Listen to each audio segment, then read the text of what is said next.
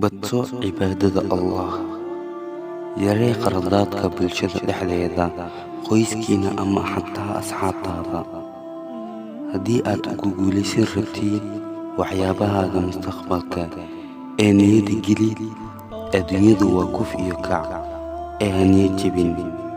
Dadaalkana sii wad, waad gaari doontaa maalin kastoo ay noqotaba. Waxaa muhiim ah in aad naftaada kalsooni ku qabto. Kalsoonidu waa shay qaali ah. Haddii aad naftaada kalsooni ku qabin, waxa aad tahay malahan.